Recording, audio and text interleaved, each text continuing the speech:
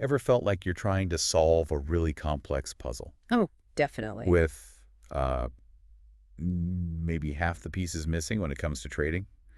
You see all these strategies, promising the world, but you can't quite grasp what makes some work and others, Yeah. well, others fail. Like you're Yeah. chasing shadows, always sort of one step behind the real secret. That frustration, it's incredibly common. I mean, there's so much emphasis put on the next hot stock or the perfect indicator Right. that traders often overlook the fundamental principles, the things that underpin any successful long-term strategy. Exactly. And that's precisely what we're diving into today. Hmm. Think of this as your direct line to understanding the core, the real heart of what makes trading systems tick. Hmm. We're drawing from Thomas Stridsman's insightful book, Trading Systems and Money Management. Great book. Yeah. And our mission, it's really to extract the crucial knowledge, the stuff that will allow you to truly evaluate and understand trading approaches, maybe cut through some of that confusion. Stritzman's work is really all about providing that missing link, showing how all the individual bits of a trading strategy they need to fit together. Right, like puzzle pieces. Yeah, exactly. To create a robust whole, we want to equip you with a framework, sort of, to see beyond the surface level promises and understand the real drivers of performance. So if you're tired of feeling, well, lost in the sea of trading information, and you're looking for those key insights, the ones that can finally bring some clarity to your approach, You're in the right place. you're in the right place. Let's kick things off by tackling a really common trap, this illusion of easy profits just based on looking at dollar amounts. Yeah, one of the first things Stridsman tackles is just how easily we can be misled by that. Hmm. Brokerage firms often highlight these tiny improvements in execution. Fractions of a cent. Yeah. Fractions of a cent. And then you've got the endless newsletters promising, well, unrealistic returns. It's easy to get distracted by these shiny objects. Right. He argues that obsessing over a few extra cents per trade, it's often a distraction. In the long run, it rarely makes a significant difference to your overall bottom line. To really show this, he gives a great example. These two hypothetical traders, your cubicle buddies, trading different stocks. Yeah, okay. Let's say one trades stock ABC, priced at, say, $80. Their system generates $250,000 profit over 500 trades, buying 100 shares each time. Okay, pretty. Then the other buddy trades stock XYZ, maybe around $40, same system, same number of trades, yields $125,000. Now, at first glance, ABC looks way better, right? Double the profit. It absolutely does double the profit. But here's the key insight Stridsman points out. Because XYZ's price was consistently half of ABC's, Ah. the average profit per share is actually the same. Okay, walk me through that. So for ABC, it's $5 per share profit, right? $250,000 divided by the 50,000 shares traded. Got it. For XYZ, it's $2.50 per share profit. But, and here's the kicker, since the stock price was half, that $2.50 on a $40 stock is proportionally the same as $5 on an $80 stock. Okay, so the raw dollar profit, it doesn't tell the full story about how well the system is performing relative to the price of the thing you're trading. Exactly. It's not normalized. And he really drills this home with another really insightful thought experiment. Imagine you have to pick between two stocks. Okay. One's trading at $12.50, expected to go up by $1.75.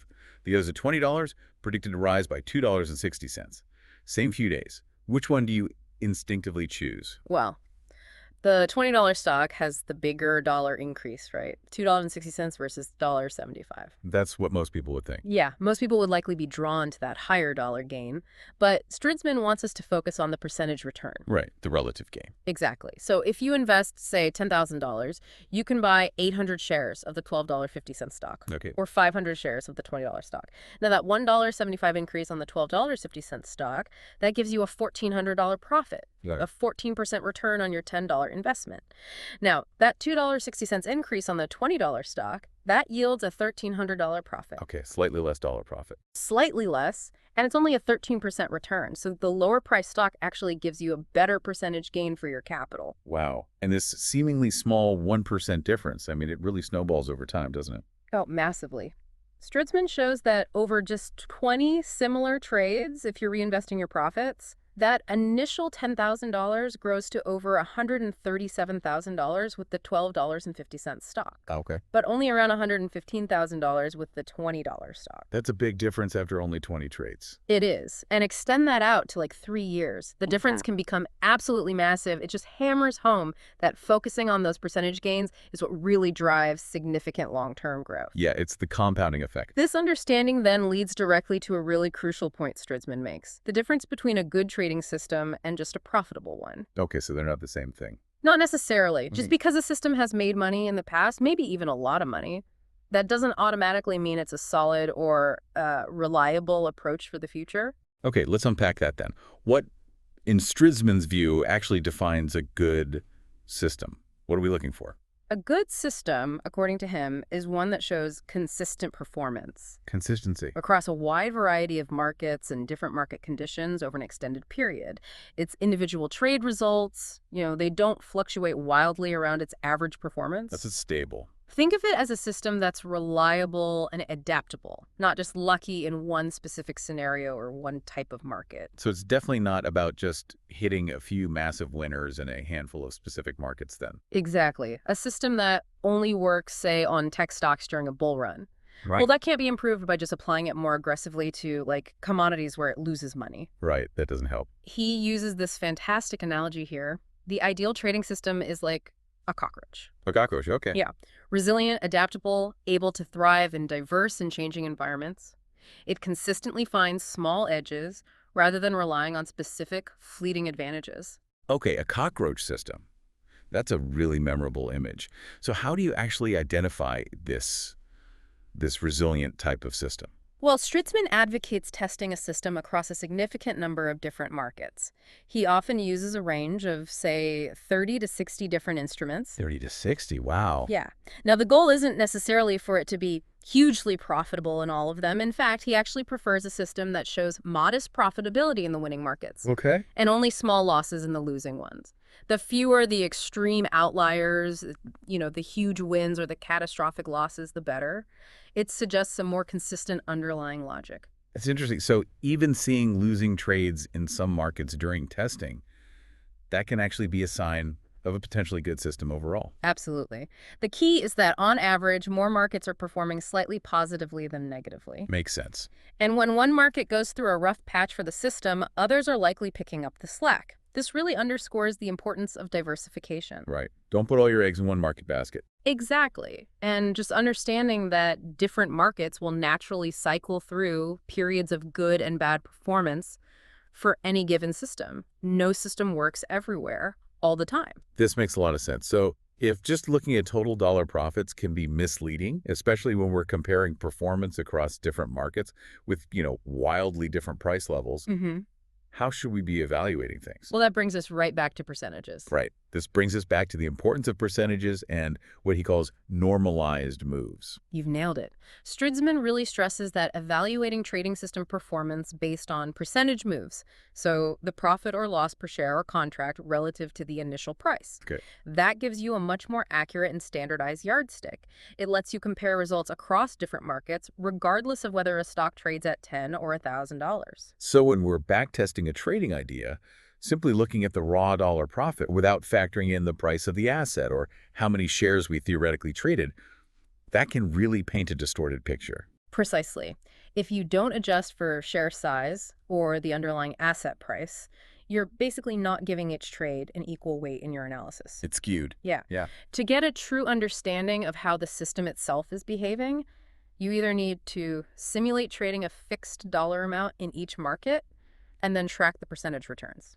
Okay, that's one way. Or, maybe even simpler for comparison, simulate trading just one share or one contract in each market and directly measure the outcomes in percentage terms. Ah. This normalization allows for a fair, apples-to-apples comparison of the system's efficiency across different price points. Okay, got it. So we're shifting our focus from those sometimes misleading dollar figures to the more telling story of percentages. Now, another absolutely critical element when we're looking at trading systems is understanding risk Yeah.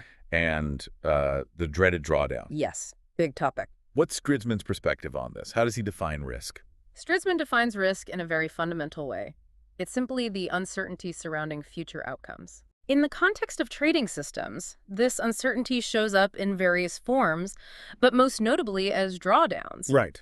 which he defines as those periods where your trading account value has declined from a previous high point, being underwater in equity. Drawdowns. Something every single trader will experience at some point. Absolutely unavoidable. So what are some key things Stridsman wants us to consider when we're analyzing them? It's not just about the size, is it? No, and he makes a really important point here.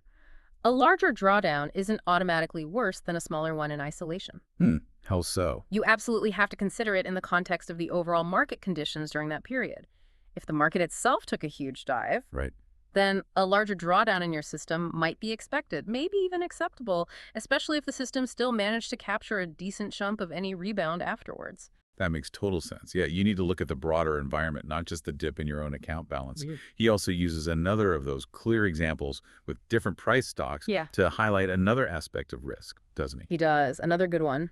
Imagine one stock trading at $60 and another at $30. Okay. If your system triggers a $5 per share loss on the $60 stock and a $3 per share loss on the $30 stock, assuming you traded the same number of shares. The dollar loss is bigger on the $60 stock. Right, $5 versus $3. However, the percentage loss relative to your initial investment per share is actually larger on the $30 stock. Let's see, $3 on $30 is 10%. Yep, a 10% loss, compared to $5 on $60, which is about an 8.3% loss. Right, so the lower dollar loss was actually a bigger percentage hit. Exactly. It just underscores again that focusing only on the absolute dollar amount of your losses can be really misleading when you're comparing risk across different assets or trades. And this understanding has direct implications for how we should set our stop-loss orders too, right? He specifically advises against just using fixed dollar-based stops across the board. Absolutely. A fixed dollar stop, say $2 per share. Well, that might be way too tight for a high-priced, more volatile stock like, I don't know, something trading at $200. You get stopped out by noise. Exactly, stopped out prematurely by normal price fluctuations. Conversely, that same to a fixed dollar stock could be far too wide for a lower priced, less volatile stock, so something at $15. Exposing you to huge percentage losses. Potentially, yeah. Much larger percentage losses than you intended.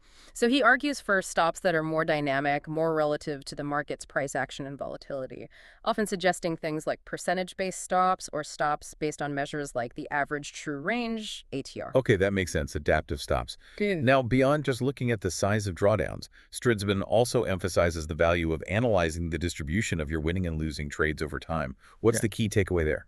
He presents this idea that a trading system showing a relatively consistent pattern of trade outcomes, similar sizes of wins and losses throughout its testing period, is generally preferable to a system that shows, say, increasingly large profits over time. Wait, increasingly large profits are bad. That sounds counterintuitive. It does, but that increasing profitability might actually be a red flag. How so? It could potentially indicate that the system has been over-optimized or curve-fit to very recent market conditions.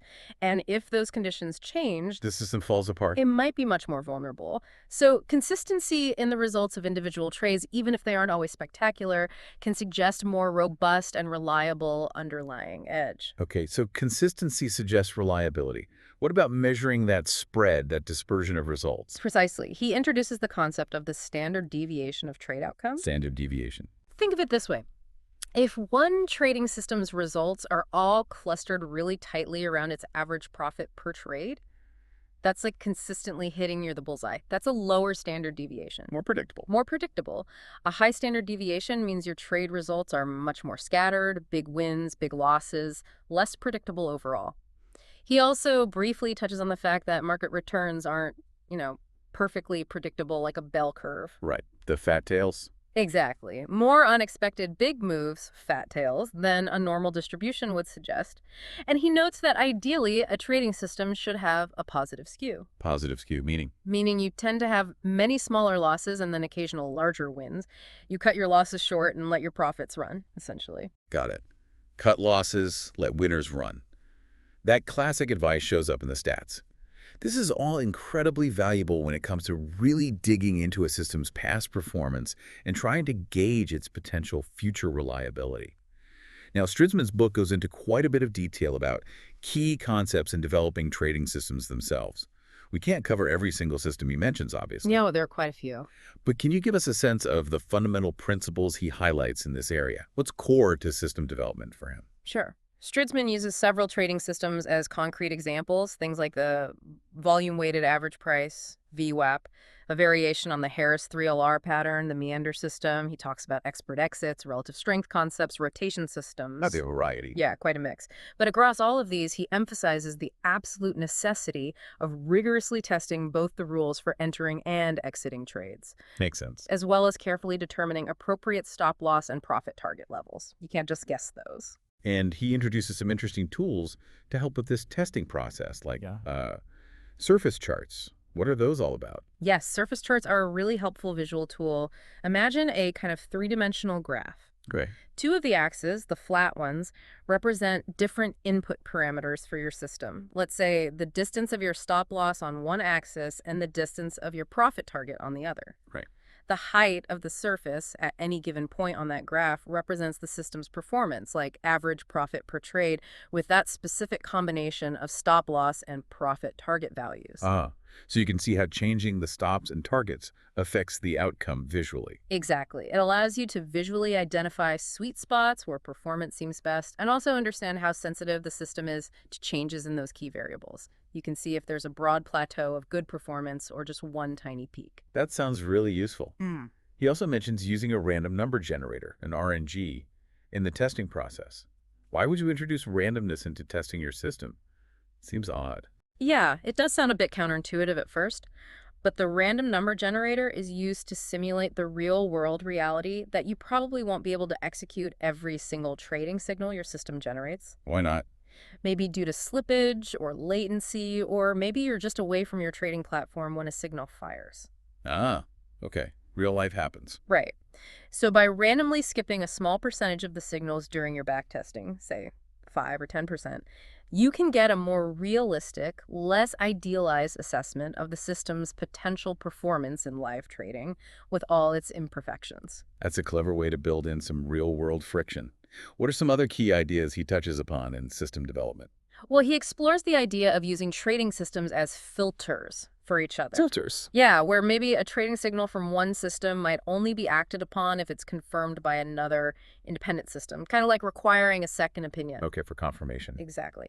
He also introduces important metrics for evaluating a system's efficiency, things like the profit factor, which is simply your total gross profits divided by your total gross losses, a measure of how much you win for every dollar you lose. On average. Higher is better, presumably. Generally, yes. Yeah. And related risk factor metrics. Finally, he highlights that the actual time spent in the market can also be considered a component of risk. How so? Well, generally, a system that can achieve a certain level of profit while spending less time exposed to market fluctuations, less time holding positions, that's often seen as more efficient and potentially less risky. Less exposure time equals less chance for something unexpected to happen. Something like that, yeah. Okay, so we've covered evaluating systems, developing them, but as we all know, having a potentially winning system is, well, it's only half the battle, right? Is that? Effective money management is absolutely crucial for long-term success. What are some of the fundamental principles Stridsman outlines in this critical area? Yeah, this is huge. Stridsman delves into the Kelly formula. Kelly. I've heard of that. It's a fascinating mathematical formula. It's designed to determine the theoretical optimal fraction of your trading capital that you should risk on each individual trade Okay. in order to maximize your long-term compounded returns. This optimal fraction is often called optimal F, or related to the terminal wealth relative, the TWR. The Kelly formula. Yeah. It sounds almost like a holy grail for position sizing. But is it something that every trader should just plug their numbers into and follow blindly? He actually cautions pretty strongly against using the full Kelly percentage, especially in practical trading. Oh, why is that? Well, while it theoretically maximizes long-term growth on average, it can also lead to taking on really high levels of risk per trade. So big bets. Potentially very big bets relative to your capital. Yeah. And that means you could experience potentially devastating drawdowns, especially during inevitable losing streaks. Yeah. One bad run could wipe out a huge chunk of your account. Ouch. Okay, so maybe not blindly follow it. Definitely not. He suggests that a more practical approach is often to use only a fraction of the Kelly-derived percentage, maybe half Kelly, or even quarter Kelly, just to keep the risk per trade at a more manageable, survivable level. So it's more of a theoretical benchmark, an ideal to be aware of, rather than a strict rule to follow to the letter. Precisely. It gives you an upper bound, maybe. He then moves on to explain a very practical method for actually calculating the number of shares or contracts to trade. Okay, the nuts and bolts. Yeah, based on a risk percentage that you've chosen your acceptable F, Right. the size of your stop loss for that particular trade, in dollars or points, and the total capital you have available in your trading account. He provides a straightforward formula for this calculation, which is really useful. So you know exactly how many shares to buy or sell based on your risk tolerance for that specific trade setup. Exactly. It ties your position size directly to your predefined risk. And he also touches upon the complexities of managing capital when you're trading multiple systems across different markets simultaneously, doesn't he? It gets more complicated then. It does, yes. He introduces the concept of dynamic ratio money management, or DRMM. DRMM, okay. This basically involves using spreadsheets and simulations to backtest the combined performance of a whole portfolio of different trading systems. Portfolio level. Exactly, operating across various markets, all managed with a shared pool of capital. This approach really shifts your focus from looking at the performance of each individual system in isolation Right. to evaluating the overall performance and risk-adjusted returns of your entire trading strategy, the whole ensemble. So when you're running multiple systems and applying these money management principles at a portfolio level, the key is no longer just whether each individual system is profitable on its own, Not just that, no. but how the entire collection of systems behaves together and how it impacts your overall capital curve. Exactly right. You start to look at metrics like the total drawdown of the entire portfolio, not just one system. You look at the correlation between the different trading systems. Correlation, Yeah. how they move together. Yeah. Ideally, you want systems that perform differently under the same market conditions, systems that aren't all winning or losing at the exact same time. That helps smooth out the overall equity curve. Diversification of strategies, essentially. Precisely. And you focus on the overall consistency of your combined returns. Okay. Finally, Stridsman emphasizes this crucial difference between evaluating a system's average performance and assessing its robustness and consistency. What's the distinction he's drawing there? Good question. Robustness, in this context, refers more to a system's ability to maintain its performance characteristics across a diverse range of different markets. Okay, across markets. Consistency, on the other hand, refers more to its ability to maintain its performance characteristics across different periods of time. Markets versus time. Exactly. You're looking for a system that doesn't just work well, say, only on the S&P 500 or only during the bull market of the last 5 years, Right. but one that shows a degree of reliability and similar behavior across various conditions and time frames. That's the goal. And how do you go about assessing that consistency over time? What does he suggest? Well, Stridsman suggests examining things like the number of consecutive winning trades and consecutive losing trades that a system might experience during its backtesting. Okay, looking for streaks. Yeah. And evaluating the likelihood of similar sequences occurring in live trading. Are you prepared for, say, 10 losses in a row?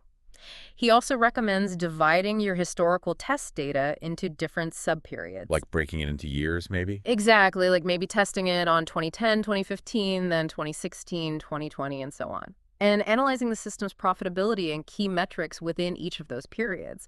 You want to see if its performance remains relatively stable, rather than being heavily concentrated in just one or two specific timeframes, which again might suggest over-optimization or that it only works in very specific regimes. Got it. Check performance across markets and across time. This has been an incredibly insightful deep dive into Thomas Stridsman's trading systems and money management. Wow. We've covered a huge amount of ground here. We certainly have. From, the kind of pitfalls of focusing solely on dollar profits, all the way through to vital aspects of risk analysis and even sophisticated portfolio level thinking.